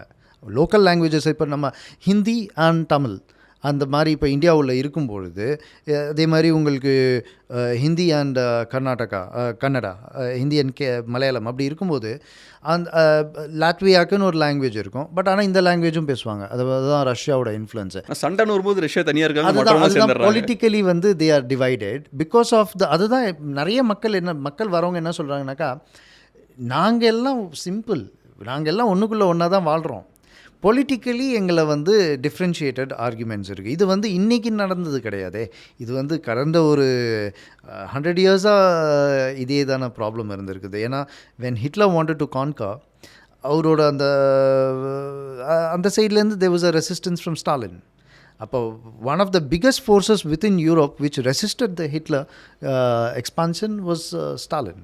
ஸோ இப்போ அடுத்த முக்கியமான ஒரு விஷயம் என்னென்னா, இப்போ நம்ம ரஷ்யா யுக்ரைன் சைடில் இருக்கக்கூடிய ப்ராப்ளம்ஸ்லாம் பார்த்தோம். ஓரளவுக்கு நீங்கள் சொல்கிறத வச்சு பார்க்கும்போது இப்போ ட்ரம்ப் பவருக்கு வராரு. ஸோ அதோட ஒரு பாதிப்பு என்னென்னா, ரஷ்யா யுக்ரைன் வாரை வந்து ஒரு முடிவு கொண்டு வரணும். அதுக்கு சில நெகோசியேஷன்லாம் அவங்க பண்ணி எடுத்து இப்போ அது ஓரளவுக்கு ஒரு முடிவுக்கு மேபி கொண்டு வரலாம் அப்படின்ற ஒரு சூழல் இருக்குது. பட் மிடில் ஈஸ்ட்டில் நம்ம பார்க்கும்போது சிச்சுவேஷன் இன்னும் மோசமாக இருக்குது. அங்கே இன்ஸ்டபிலிட்டி வந்து இன்க்ரீஸ் ஆகிக்கிட்டே இருக்குது. இப்போ நிறையா கண்ட்ரீஸில் பிரச்சனைகள்லாம் இருக்குது. இப்போ ரீசெண்டாக சிரியாலையும் ப்ராப்ளம் இருக்குது. ஸோ இப்போ இதை எப்படி பார்க்குறீங்க? இப்போ ட்ரம்ப் வந்து அடுத்தது பிரசிடென்ட் ஆகிறாரு அப்படின்னா மிடில் ஈஸ்ட்டில் அவர்னால என்ன பண்ண முடியும்? கொஞ்சம் கூட காம்ப்ளெக்ஸாக இருக்காங்க. ட்ரம்ப் ஆக்சுவலாக வந்ததுக்கப்புறமேல் நான் பார்க்குறதும் இந்த பீரியடில் பார்க்க இந்த டிசம்பர்லேருந்தே பார்க்கும்போது எல்லா இஷ்யூஸுமே சால்வ் ஆகிட்டு வருது. லெபனன் இவங்க வந்து ஒரு பீஸ் ட்ரீட்டியில் போயிட்டாங்க. நாங்கள் இனிமேல் வந்து லெபனன், அதாவது ஹிஸ்புல்லா, அங்கே ஒரு டெரர் ஆர்கனைசேஷன் லெபனனில் இருக்கிறவங்க வந்து என்ன சொல்லிட்டாங்கன்னா, நாங்கள் இஸ்ரேலோட எந்த விதமான பீஸ் ட்ரீட்டியில் போகிறோன்னு சொல்லிட்டாங்க. இஸ்ரேலும் என்ன சொல்லிட்டாங்கனாக்கா, நாங்கள் இனிமேல் காசாவை இப்பொழுதுக்கு எதுவும் அட்டாக்லாம் பண்ண மாட்டோம் அப்படின்னு சொல்லிட்டாங்க. மற்ற யெமெனில் இப்போது என்ன நடக்குதுன்னே தெரியாது. ஏன்னாக்கா யெமெனில் ஃபஸ்ட்டு அங்கே உள்ளுக்குள்ளே ஒரு சிவில் வார் நடந்தது. அவங்க அப்புறம் நிறுத்திட்டாங்க. ஏன்னா அவங்க வந்து இஸ்ரேல் அட்டாக் பண்ணுன்ற போது அந்த சிவில் வாரை நிறுத்தினாங்க. ஸோ அண்ட் தென் நீங்கள் சிரியா இப்போ வந்து ஒரு ப்ரைம் மினிஸ்டர் அப்பாயிண்ட் பண்ணிட்டாங்க. இப்போ ப்ரைம் மினிஸ்டர் அப்பாயிண்ட் பண்ணோன்னா நேத்திக்கு பார்த்தீங்கன்னாக்கா ஜெர்மன் கவர்மெண்ட்டு, அப்புறம் ஆஸ்ட்ரியன் கவர்மெண்ட், இவங்க எல்லாம் ஒன்றா சேர்ந்து நீங்கள் அங்கே மைனாரிட்டிஸ், சிரியாவில் இருக்கிற மைனாரிட்டிஸ் எல்லாம் எல்லாரையும் ஒன்றா எடுத்துக்கிட்டு டெமோக்ரஸியாக தான் போகணும் அப்படின்ற இப்போ புதுசாக வர முகமது பஷீர் அவர்கிட்ட சொல்லிட்டாங்க. சின்ஸ் அசாத் அவர் வந்து போயிட்டதுக்குனால இப்போ புதுசாக எடுக்க போகிற அந்த ஹெச்டிஎஸ்ன்ற ஒரு பார்ட்டிலேருந்து வர்றதுனால சொல்லிட்டாங்க, இந்த மாதிரி டெமோக்ரஸியை நீங்கள் ஃபாலோ பண்ணணும். அதுக்கு யூகேவும் அக்செப்ட் பண்ணிட்டாங்க. நீங்கள் டெமோக்ரஸியை ஃபாலோ பண்ணுறீங்கன்றதை எங்களுக்கு அந்த அப்ரூவல் கொடுத்துட்டிங்கனாக்கா இங்கே இருக்கிற சிரியன் ரெஃப்யூஜிஸை நாங்கள் வந்து திரும்ப அனுப்புகிறோம் அப்படின்னு சொல்லிட்டாங்க. இப்போ சிரியா ஸ்டெபிலைஸ் ஆகிடுச்சு, லெபனன் ஸ்டெபிலைஸ் ஆகிடுச்சு, பாலஸ்டைன் வந்து பொலிட்டிக்கலி ஸ்டெபிலைஸ் ஆகலைனாலும் வார் வந்து இப்போதைக்கு நின்று இருக்குது. ஈரான் வந்து இப்பொழுதைக்கு ஈரான் அட்டாக் பண்ண மாட்டோம் அப்படின்ட்டு இருக்கிறாங்க. தில் ஈரான் அட்டாக்ஸ், ஈரானும் எதுவும் அட்டாக் பண்ணுற மாதிரி இல்லை. ஏன்னா ஈரான் இப்போ இருக்கிறதுலேயே வீக்கஸ்ட்டாக இருக்கிறாங்க. ஏன்னா எந்த விதமான சப்போர்ட்டும் இல்லை. அப்போ உங்களுக்கு மிடில் ஈஸ்ட்டில் எந்த கண்ட்ரீஸ்லையுமே இஷ்யூஸ் இல்லையா, அதர் தென் ஃபியூ ஆஃப்ரிக்கன் கண்ட்ரீஸ் வேர் ஈஸ்ட் ஆஃப்ரிக்காவில் கான்ஸ்டண்ட்டாக உங்களுக்கு டிஸ்டர்பன்ஸ் இருக்குது வழியாக. So Donald Trump has been வர்றதுக்கு முன்னாடியே அவருக்கு இப்போ வந்து அந்த ஆஃப்ரிக்கன் இஷ்யூஸில் வந்து அரப் ஆஃப்ரிக்காவில் சார்ட் அவுட் ஆகிடுச்சு. இஃப் யூரோப்பும் வந்து இந்த மாதிரி சார்ட் அவுட் ஆகிடுச்சு அப்படின்னாக்கா ஒரே ஒரு திங் எங்கே ஆரம்பிக்க போகுது அப்படின்னு பார்த்தீங்கன்னா, நேற்று தான் வந்து அந்த டொனால்ட் ட்ரம்ப் இங்கே போயிட்டு ஸ்டாக் மார்க்கெட்டில் அந்த பெல் ரிங் பண்ணார். ஆனால் பெல் ரிங் பண்ணோன்னே சொன்ன ஒரு லைன் என்னன்னாக்கா, இனிமேல் ஸ்டாக் மார்க்கெட்டில் இன்னும் 3 to 4 monthsக்கு நான் வந்து நல்லா இருக்கும்னு நான் சொல்ல மாட்டேன். ஏன்னா அதோட அர்த்தங்களே என்னன்னாக்கா, இப்போ ட்ரேட் வார் ஆரம்பிக்க போகுது அப்படின்றார். ட்ரேட் வார்னாக்கா நான் இனிமேல் டாக்ஸஸ்லாம் ஒரு கண்ட்ரி மேலேயும் போட போகிறேன்றாரு. இப்போ மெக்சிகோ, கனடா இவங்க தான் ஃபஸ்ட்டு வந்து டார்கெட் ஆவாங்கன்னொன்னே கனடியன் பிரசிடெண்ட் ட்ருடியூ வந்துட்டு தனியாக போயிட்டு டொனால்ட் ட்ரம்ப்பை மீட் பண்ணார். Mexican president she also had a talk with Donald Trump stating that how to இதை சால்வ் பண்ணலாம் அப்படின்ட்டு. ஸோ இப்போ ட்ரேட் வார் ஸ்டார்ட் ஆச்சுன்னா யூஎஸோட ஃபோக்கஸ் எங்கே இருக்குன்னு நினைக்கிறீங்க? மெக்சிகோ, சைனா ப்ரைமரி ஃபோக்கஸாக இருப்பாங்களா? எப்படி பார்க்குறீங்க? ட்ரேட் வார் ஸ்டார்ட் ஆனதுக்கு அப்புறமேலு அதோட இம்பேக்ட் வந்து நெகோஷியேஷன்ஸில் முடியும். ஏன்னாக்கா ஃபஸ்ட்டு என்ன பண்ணுவாங்கன்னா, நம்ம அந்த நெகோஷியேஷன் சொன்ன மாதிரி ஃபஸ்ட்டு ட்ரேட் வார்னு சொல்லி இருக்கிற எல்லா இதுலேயும் டேக்ஸை போடுவாங்க. யாரை ஃபோக்கஸ் பண்ணி ஸ்குவீஸ் பண்ணுவாங்கன்னு நினைக்கிறீங்க? அது இண்டஸ்ட்ரீஸை பொறுத்து வரும், ஒரு இண்டஸ்ட்ரியை பொறுத்து வரும். கண்ட்ரி ஸ்பெசிஃபிக்காக டார்கெட் பண்ண முடியாது. ஏன்னா WTOவில் பார்த்தீங்கன்னாக்கா ஒரு ரூல் இருக்குது. நீங்கள் வந்து ஒரு கண்ட்ரி ஸ்பெசிஃபிக்காக நீங்கள் டேக்ஸ் போட முடியாது. கண்ட்ரி ஸ்பெசிஃபிக்னாக்கா இப்போ நீங்கள் வந்து எனக்கு கார் விற்கிறீங்க, நீங்கள் இந்தியாவிலேருந்து கார் விற்கிறீங்க, சைனாலேருந்து கார் விற்கிறீங்க, சவுத் ஆஃப்ரிக்காலேருந்து கார் விற்கிறீங்க அப்படின்னாக்கா, நான் வந்துட்டு காரை சவுத் ஆஃப்ரிக்காலேருந்து வாங்குகிறேன், ஆனால் நான் வந்துட்டு சைனாலேருந்து வாங்குகிறேன், இந்தியாவிலேருந்து வாங்க மாட்டேன் அப்படின்னு சொல்ல முடியாது. ஆனால் ஒரே ஒரு ரூல் மட்டும் இருக்குது, நேஷ்னல் செக்யூரிட்டி. நேஷ்னல் செக்யூரிட்டின்ற ஒரே ஒரு ரூலை வச்சு நீங்கள் ஒரு கண்ட்ரியை பிளாக் பண்ணலாம். ஸோ அதனால தான் பார்த்தீங்கன்னாக்கா எல்லா கண்ட்ரியும் நேஷ்னல் செக்யூரிட்டின்னு சொல்லி ப்ரொடெக்ட் பண்ணிப்பாங்க. இப்போ இந்தியாவும் அதே தான் பண்ணுறாங்க. நேஷ்னல் செக்யூரிட்டி பாதிக்குது, அதனால் நாங்கள் வந்து கனடாலேருந்து நாங்கள் யாரையும் விட மாட்டோம். அட் த சேம் டைம் பங்களாதேஷ்லேருந்து யாரையும் விட மாட்டோம், ஏன்னா எங்களுக்கு நேஷ்னல் செக்யூரிட்டி பாதிக்குதுன்னுவாங்க. அதே மாதிரி ஹுவாவேயை நாங்கள் விட மாட்டோம், ஏன்னா ஹுவாவே வந்தாக்கா நேஷ்னல் செக்யூரிட்டி பாதிக்குதுன்னுவாங்க. அந்த ஒரு லைனை மட்டும்தான் யூஸ் பண்ணி நீங்கள் வந்து ஒன்று WTOவில் பிளாக் பண்ணலாம். ஆனால் ட்ரம்ப் கேம்பெயினில் பேசும்போது ஸ்பெசிஃபிக்காக சைனா, மெக்சிகோ இந்த கண்ட்ரிஸோட நேம்ஸ்லாம் யூஸ் பண்ணார். அதை யூஸ் டாக்ஸ் பண்ண போகிறோம்லாம் சொன்னார் இல்லையா? அதை யூஸ் பண்ணுறாரு. ஆனால் நீங்கள் அப்படி கண்ட்ரி ஸ்பெசிஃபிக்காக டேக்ஸ் பண்ண முடியாது. அந்த ரூல்னு வரும்போது அதுதான் சொல்ல, டிக்டாக்கை பேன் பண்ணுன்னு சொன்னாங்கல்ல, அந்த பேன் பண்ணும்போது நீங்கள் சைனா மட்டும் பேன் பண்ண முடியாதுன்னொன்னே அவங்க இந்த டிக்டாக்லாம் வந்து நேஷ்னல் செக்யூரிட்டியை பாதிக்குது, டேட்டாவை எடுக்கிறாங்க அப்படின்னு சொல்லி தான் சொல்லுவாங்க. ஸோ அதே மாதிரி அவர் இதெல்லாம் சொன்னால் கூட நீங்கள் அவர் என்ன he does the perfect European American strategy, European American negotiation strategy. எப்படின்னாக்கா ஃபஸ்ட்டு உங்களை வந்து அவாய்ட் பண்ணுறாங்க, உங்களை ரிஜெக்ட் பண்ணுறாங்க. உங்களை ரிஜெக்ட் பண்ணதுக்கப்புறம் நீங்கள் என்ன பண்ணுவீங்கன்னாக்கா, ஐயோ எனக்கு பிஸ்னஸே கிடைக்காது அப்படின்னோன்னா ஏதோ ஒன்று நீங்கள் கொடுக்குறத கொடுங்க அப்படின்ட்டுருவோம். கரெக்டாக? ஸோ அந்த மாதிரி அவங்க ஃபஸ்ட்டு நோன்னு சொல்லிட்டு அப்புறமேல் சரி வாங்க பேசுவோம் அப்படின்னு சொல்லிட்டு நான் இவ்வளோ தான் கொடுப்பேன் அப்படின்ற மாதிரி அந்த ஒரு மைண்ட் செட்டுக்கு உங்களை கொண்டு வருவாங்க. அதுதான் one of the strongest ways of negotiations. ஏன்னாக்கா அமெரிக்காவுக்கு தெரியும் எல்லா கண்ட்ரியும் அமெரிக்காவை நம்பி தான் இருக்கிறாங்க. ஏன்னா இருக்கிற எல்லா எக்ஸ்போர்ட்டையும் அதிகமாக வாங்குறது அமெரிக்கா தான். ஸோ சைனாவோட எக்ஸ்போர்ட்டையும் வாங்குறது அமெரிக்கா, இந்தியாவோட எக்ஸ்போர்ட்டையும் வாங்குறது அமெரிக்கா. ஸோ இவங்க எல்லாம் எக்ஸ்போர்ட் பண்ணுறது நான் வாங்குறேன்ற போது நீங்கள் வந்து ஃபஸ்ட்டு நான் வந்து பொருளாதாரத்தை நிறுத்துகிறேன். இந்தியா மேலேயும் டார்கெட் பண்ண போகிறாங்க, சைனாவையும் டார்கெட் பண்ணுறாங்க, மெக்சிகாவையும் டார்கெட் பண்ணுறாங்க, பிரேசிலையும் டார்கெட் பண்ணுறாங்க, இவங்க எல்லாரையும் யூரோப்பியன் டார்கெட் பண்ணுறாங்க.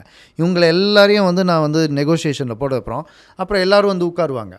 உட்கார்ந்ததுக்கு அப்புறமேல் நீங்கள் வந்து இதில் டேக்ஸை குறைங்க, நாங்கள் வந்து இதில் டேக்ஸை குறைக்கிறோம். அந்த நெகோஷியேஷனுக்கு தான் ஃபஸ்ட்டு வந்து நான் போட போகிறேன்னு சொல்லுவாங்க. அதுக்கப்புறமேல் they will start working on the negotiation. Chinese point of view நம்ம இப்போ பார்ப்போம். இப்போ சைனாவை பொறுத்தளவில் 21st century ஸ்டார்ட் ஆனதுக்கப்புறம் ஃபஸ்ட்டு ஒரு 15 years அவங்க ரேப்பிடாக க்ரோ ஆகிறாங்க. நிறைய ஆண்டுகள் பார்த்தோன்னா டபுள் டிஜிட் க்ரோத்லாம் அவங்களுக்கு இருக்குது. ரொம்ப ரேப்பிடாக க்ரோ ஆகிறாங்க. இப்போ ஒரு பெரிய ஒரு பவர்ஃபுல்லான ஒரு கண்ட்ரியாக இருக்காங்க. இப்போ அவங்களோட க்ரோத் ரேட் வந்து ஸ்டாக்னேட் ஆக ஆரம்பிக்குது. 5% கீழே போயிடுச்சு. சில நேரங்கள்லாம் 2%லாம் கூட வந்துச்சு நினைக்கிறேன். 2-3% வரைக்கும் கூட கம்மி ஆயிருக்கு. ஸோ இப்போ ஒன்று சைனாவில் நிறைய ப்ராப்ளம்ஸும் அதனால் ஏற்படுது அப்படின்ற ஒரு விஷயம் சொல்கிறாங்க. இன்னொரு சைடு இப்போ ட்ரம்ப் வந்து பிரசிடென்ட் ஆகிருக்கார். ட்ரம்ப்பை பொறுத்தளவில் அவர் சைனாவை ரஃபாக தான் டீல் பண்ண போகிறார். ஸோ அவரோட ஃபோக்கஸ் இப்போ யுக்ரைன், மிடில் ஈஸ்ட்லலாம் சிச்சுவேஷன் கூல் ஆகுதுன்னா டெஃபினட்டாக இன்னொரு சைடு அவர் அட்டென்ஷனை வந்து ஃபோக்கஸ் பண்ண போகிறாரு. ஸோ இங்கே இருந்த வேறு சைடு அட்டென்ஷன் அவர் திருப்ப போகிறாரு. ஸோ டெஃபினட்டாக அவர் சைனாவை ரொம்ப சாஃப்டாலாம் டீல் பண்ண போகிறதில்ல. ஸோ சைனாவுக்கு ஃபியூச்சர் எப்படி இருக்குன்னு பார்க்குறீங்க?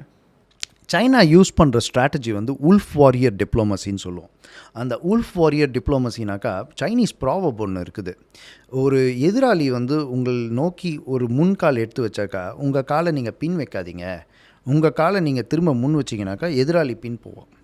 அதை உல்ஃப் வாரியர் டிப்ளமசின்னு சொல்லுவாங்க. என்னன்னாக்கா நீங்கள் என்ன அட்டாக் பண்ணால் நான் திரும்ப உங்களை அட்டாக் பண்ணுவேன். நம்ம யூஸ்வலாக என்ன பண்ணுவோம், ஒருத்தர் அட்டாக் பண்ணால் நம்ம பின் ஒதுங்குவோம். அவங்க என்னன்னாக்கா நீங்கள் என்ன அட்டாக் பண்ணால் நாங்களும் ஒன்று அட்டாக் பண்ணுறோன்னே. ஸோ அது வந்து ஒரு that's a different way of facing things. அதனால் இப்போ டொனால்ட் ட்ரம்ப் உங்களுக்கு எப்போ வந்து டாக்ஸஸை இன்க்ரீஸ் பண்ணுறேன்னாரோ ஒரு 4 நாள் முன்னாடி பார்த்தீங்கன்னாக்கா சைனா வந்து என்விடியா, ஒன் ஆஃப் த பெரிய ஒரு சிப் கம்பெனிஸ் மேலே நான் ஆன்டி மொனோபாலிஸ்ட் இன்வெஸ்டிகேஷன் ஓப்பன் பண்ண போகிறேன் அப்படின்னு சொல்லிட்டாங்க. அப்போ சிப் கம்பெனிஸ் எதெல்லாம் வந்து என்விடியா இவங்கெல்லாம் வந்து உள்ளுக்குள்ளே சேல்ஸ் பண்ணுறாங்களோ அங்கே நான் நிறுத்துவேன்னு சொல்கிறாங்க. ஸோ ஆட்டோமேட்டிக்லி என்ன ஆகுது, they are also putting Trump on a back foot. நீங்கள் வாங்க நெகோஷியேஷன். ஏன்னா இப்போது சைனா என்ன பண்ணிட்டாங்கனாக்கா ரொம்ப ஸ்மார்ட்டாக நீங்கள் பாஸ்ட் எடுத்துக்கிட்டிங்கனாக்களும் நீங்கள் 30 years முன்னாடி இருந்த சைனா இப்போ பார்த்தா 30 years முன்னாடி இருந்த சைனா வந்து வீக்காக இருந்தாங்க. அவங்க அப்போ பார்த்து கற்றுக்கிட்டாங்க.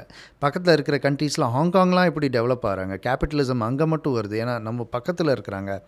ஆனால் நம்மளால் எதுவும் பண்ண முடியல அப்படின்னோன்னா பக்கத்துலேயே ஹாங்காங்கிட்டேயே ஒரு ஸ்பெஷல் எக்கனாமிக் ஜோன் ஆரம்பித்தாங்க. அது ஆரம்பித்ததுக்கப்புறமேல சைனாவை ஒரு 15 yearsல முன்னேற்றும் போது என்னாச்சு, நம்ம அதை சைக்கிளிக்கல் தியரின்னு சொல்லி எக்கனாமிக்ஸில் சொல்லுவோம்.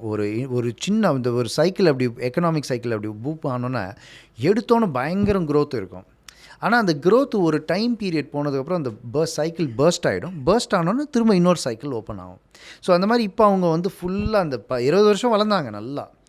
இப்போ அதை ஒரு பீக்கை டச் பண்ணிட்டாங்க. இப்போ ட்ரஃப்னு சொல்லுவோம். ட்ரஃப்னாக்கா அதை உடஞ்சதுக்கப்புறம் திரும்ப இன்னொரு சைக்கிள் ஓப்பன் ஆகும். ஸோ அந்த மாதிரி இப்போ அவங்களது ஃபுல் க்ரோத் ஆகிடுச்சு. இந்த ஃபேஸில் பார்த்தீங்கன்னாக்கா ஒரு புது எக்கனாமிக் சைக்கிள் ஓப்பன் ஆகும். ஆஃப்டர் பர்ஸ்ட்டு ஃபுல்லாக நிறைய அன்எம்ப்ளாய்மெண்ட் எல்லாம் வந்ததுக்கப்புறமேலு பர்ஸ்ட் ஆனோன்னா திரும்ப வரும். இன்ஃபேக்ட் நேற்று பார்த்தீங்கன்னாக்கா ஒரு ஸ்டிமுலஸ் பேக்கேஜோட மீட்டிங் நடந்துருக்கு. ஏன்னா நிறைய சைனீஸ் கம்பெனிஸ்லாம் ரொம்ப ஒரு ஸ்ட்ரகிள் ஆகிறதுனால ஸ்டிமுலஸ் கொடுக்க சொல்லி கேட்டிருக்கிறாங்க. சில நேரங்கள் என்ன ஆகுனா, இந்த நீங்கள் சொன்ன மாதிரி இந்த புது க்ரோத் சைக்கிள் ஸ்டார்ட் ஆகிறதுக்கு முன்னாடி வார்ஸ் இருக்கும், பொலிட்டிக்கல் சேஞ்ச் இருக்கும், ஈவன் ரெவல்யூஷன்ஸ் கூட சில நேரங்களில் இருக்கும். ஸோ புது க்ரோத் சைக்கிள் வந்து சும்மா அதுவாக வந்ததில்ல. ஸோ ஒரு பெரிய சேஞ்ச் ரீஸ்ட்ரக்சரிங் நடந்ததுக்கப்புறம் தான் அந்த புது க்ரோத் சைக்கிள் ஸ்டார்ட் ஆகும். ஸோ சைனாவில் நான் ஏன் அதை கேட்குறேன்னா, அங்கே பொலிட்டிக்கல் இன்ஸ்டெபிலிட்டி இருக்குன்றாங்க. அங்கே ஒரு சர்வாதிகார ஆட்சி இருக்குது. ஸோ டிக்டேட்டோரியல் ரெஜிம் இருந்தாலே அது பெர்மனெண்ட்டாக இருக்குன்னு சொல்ல முடியாது. ஏதோ ஒரு பாயிண்டில் கொலாப்ஸ் ஆகிறதுக்கான நிறையா வாய்ப்புகள்லாம் இருக்குது. ஸோ அந்த க்ரோத் வருதுன்னா என்னென்ன ஏதாவது சேஞ்ச் வரதுக்கான வாய்ப்பு இருக்கா சைனாவில்? இல்லை, எந்த விதமான சேஞ்சும் வர்றதுக்கு ரஷ்யாவாக இருந்தாலும் சரி, சைனாவாக இருந்தாலும் சரி, அந்த டிக்டேட்டர்ஷிப்புன்றது உங்களுக்கு அது பர்ஸ்ட் ஆகி திரும்ப டெமோக்ரஸியாக வர்றதுக்கு வந்து சான்சஸ் வந்து ரொம்ப கம்மி. ஏன்னா நீங்கள் இப்போ சைனாவை எடுத்துக்கிட்டாலே என்ன தான் வந்து ஒரு பெரிய இதாக இருந்தாலும் பிரசிடெண்ட்டு போனாலும் அவங்களோட அந்த அப்பாயிண்ட் பண்ணுற நெக்ஸ்ட்டு இவங்க வந்து அந்த சிஸ்டமே வந்து மிலிட்ரி அத்தாரிட்டேரியனிசம் சிங்கிள் பார்ட்டி சிஸ்டம்னு இருக்கும்போது ஆட்டோமேட்டிக்லி உங்களுக்கு நெக்ஸ்ட்டு வர president will be another person who's taking Xi Jinping's policies அஹெட்ன்ற மாதிரி தான் வருவாங்க. இது நீங்கள் சொன்ன அந்த பூம் அண்ட் பர்ஸ்ட் பார்த்தீங்கன்னாக்கா ஒரு சின்ன எக்ஸாம்பிள் சொல்லணுன்னாக்கா, ஒரு டைமில் அந்த காங்கிரஸ் பார்ட்டி வந்து 2014 வரைக்கும் ரொம்ப வளர்ந்துட்டு வந்தாங்க. அப்புறமேல் என்ன ஆச்சு, அது அப்படியே பர்ஸ்ட் ஆகிடுச்சு. ஒரு சமயத்தில் நீங்கள் அந்த 2004 2014 வரைக்கும் அப்படியே வளர்ந்துட்டு வந்தாங்க. They grew massively and then now they burst out ஆனாலும் அந்த புது அப்போ தான் நீங்கள் சொன்னீங்க, அந்த உள்ளுக்குள்ளேயே ஒரு பார்ட்டி உள்ளே யாராவது ஒருத்தர் வந்து க்ரியேட் ஆகி அந்த பார்ட்டியை உடைக்கணும்னு நினைப்பாங்க. கண்ட்ரி உள்ளே வந்து ஒருத்தர் வந்து ஒரு நியூ ஐடியா மூமெண்ட்ஸ் வந்து கொண்டு வரணும்னு நினைப்பாங்க. பீப்புளும் அதை வந்து ஃபாலோ பண்ணி அந்த இன்ஃப்ளூயன்ஸ் ஆகி சேஞ்ச் ஆனாங்கனாக்கா அந்த சேஞ்ச் வரும். அப்படி இல்லாமல் உங்களுக்கு வந்து அந்த பர்ஸ்ட் அவுட் ஆனதுக்கப்புறமேல் திரும்ப வந்து நீங்கள் அந்த பவர் மிலிட்ரி இதை வச்சு நீங்கள் வந்து ஃபியர் இதை வச்சு கண்ட்ரோல் பண்ணும்போது இட் இஸ் நாட் பாசிபிள். நீங்கள் சொன்ன இன்னொரு எக்ஸாம்பிள் வந்து ஸ்ரீலங்காலையும் பார்த்தீங்கன்னாக்கா அந்த அப்படியே ஒரு எக்கனாமி வந்து பர்ஸ்ட் அவுட் ஆனோன்னே அதே 6 months முன்னாடி மஹிந்த ராஜபக்ஷக்கு எப்படி வந்து ஒரு பெரிய ஒரு ஓட்டு வந்ததோ, அதே 6 monthsல அதே ஓட்டு போட்டவங்களே வந்து ஒரு ரெவல்யூஷன் வந்து அவர் வந்து கண்ட்ரியை விட்டு விரட்டுனாங்க. The same goes to even Sheikh Hasina from Bangladesh. அதே மாதிரி வந்து ஒரு ரெவல்யூஷன். பட் இந்த 2 கண்ட்ரிலையும் டெமோக்ரஸி, இங்கே வந்து அத்தாரிட்டேரியனிசம் இருக்குது, மிலிட்ரி கண்ட்ரோலில் இருக்குது. மிலிட்ரியை வச்சு அவங்க என்றைக்குமே கண்ட்ரோல் பண்ணிடுவாங்க. ரொம்ப நன்றி சார். உங்கள் பிஸியான டைமில் ரொம்ப நீளமான ஒரு இன்டர்வியூ கொடுத்துருக்கீங்க. ரொம்ப நன்றி. தேங்க்யூ. மிக்க நன்றி. தேங்க்யூ.